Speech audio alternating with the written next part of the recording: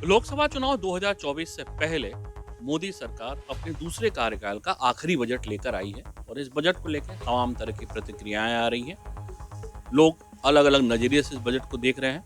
हम तमाम लोगों से बात कर रहे हैं, उनसे मिल रहे हैं और जानने की कोशिश कर रहे हैं कि ये बजट उनके लिए कैसा है, उनकी नज़रों में कैसा है। ऐसे एक सीनियर सिटीजन के घर में हम चलेंगे और उनसे बात करने की कोशिश करेंगे कि वो किस तरह से देखते हैं ये बजट कैसा उनके नज़रिए से है। हमारे सामने जगमोहन मेहंदी रत्ता साहब हैं और मेहंदी रत्ता साहब देहरादून के हैं या फिर उत्तराखंड की बात करें तो किसी परिचय के मोहताज नहीं है। बैंक में बहुत लंबी सर्विस आपने दी है और एक बैंकर्स के जरिए इस बजट को आप कैसे देखते हैं? देखिए, अगर वास्तविक में देखा जाए तो कई लोगों को ये उम्मीद थी, सर्विस क्लास को उम्मीद थी कि उसको इनकम टैक्स से स्लैब बढ़ेंगे, किसानों को भी उम्मीद थी। लेकिन इस बजट में कुछ घटा और माइनस कुछ भी नहीं है। ये मोटे तौर पे सरकार ने अपनी उपलब्धियां कराई हैं कि हम ये काम हमने किए हैं इतने सालों में और आगे वाले साल में हम ये टारगेट करेंगे। अभी लोगों को उम्मीद थी कि चुनाव का समय है, हमारे इनकम टैक्स स्लैब बढ़ जाएगा, बेरोजगारों के लिए कुछ घोषणाएं होंगी, लेकिन वो कुछ अभी पर्दे में है। सरकार ने आशा जगाई है बेरोजगारों को भी, किसानों को भी। हम आने वाले जो नेक्स्ट बजट आएगा, जब हम पूर्ण बजट देंगे, उसमें हम कुछ प्रावधान करेंगे। लोगों को उम्मीद थी कि नहीं, बजट आएगा तो हमें शायद इलेक्शन आने वाले हैं, हमें ये फ़ायदा होगा, वो फ़ायदा होगा। मैं समझता हूँ शायद मोदी जी दूरदर्शी आदमी हैं। उन्होंने बहुत समझकर इस तरह का बजट बनाया कि आने वाले भविष्य में किसी को ज़्यादा अपेक्षा भी नहीं हो और उस आने वाले समय में जो सरकार उनकी है, उन्होंने आशा भी जताई कि अगला बजट भी हम ही देंगे। इसका मतलब उनके मन में बहुत कुछ चल रहा है।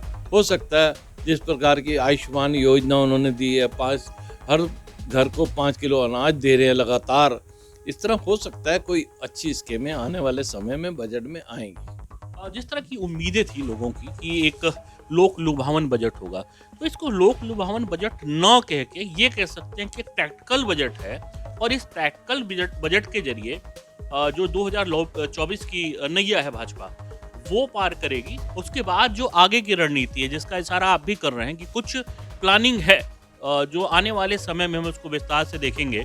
जैसे लखपति दीदी एक बड़ी योजना है और निश्चित तौर पे महिलाओं के लिए वो बहुत फ्रूटफुल है, किसानों के लिए एक दूरदर्शी चीज़ें की गई हैं उसमें। तो कुल मिला के ये कहा जा सकता है कि 24 का परिणाम जो है उसके बाद बहुत सारी चीज़ें धरातल पे आती हुई दिखेंगी। मैं समझता हूँ ये 24 को तो छोड़ो, ये 29 को देख के बजट तैयार किया गया है।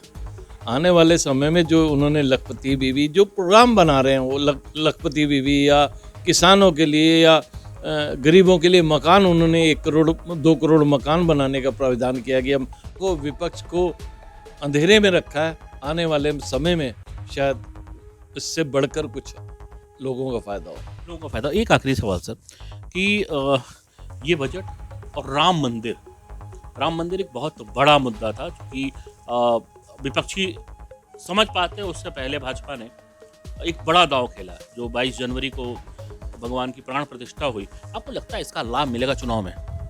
निश्चित रूप से ना विपक्ष को ना आम जनता को इस प्रकार की अपेक्षा थी कि राम मंदिर का मुद्दा इतना, यहाँ तक कि विपक्ष को, जो कांग्रेस पार्टी मुख्य विपक्षी दल है, उसको भी राम के 22 तारीख में तरह तरह के कार्यक्रम आयोजित करने पड़े ताकि जनता में एक मुद्दा ऐसा न चला जाए। निश्चित रूप से मैं समझता हूँ कि राम मंदिर का मुद्दा भारतीय जनता पार्टी के लिए मील का पत्थर साबित होगा। उससे बहुत ज़्यादा आशा है लोगों को कि शायद लोगों के मन में भावना होगी, हिंदुओं में कम से कम ये आशा है कि हमारी भारतीय जनता पार्टी अगर हिंदुओं की रक्षा करने वाली है तो केवल भारतीय जनता पार्टी। इसका लाभ तो निश्चित रूप से मिलेगा। इसका लाभ मिलेगा। निश्चित तौर पे जो ये बजट है, इसके दूरगामी जो परिणाम है वो बहुत सुखद होंगे, ऐसी उम्मीद जताई जा रही है। और साथ में जो राम मंदिर का मुद्दा है, इसका लाभ कहीं ना कहीं इस चुनाव में भारतीय जनता पार्टी को मिलने जा रहा है। कैमरामैन रुपेश नेगी के साथ मयंक राय, देहरादून।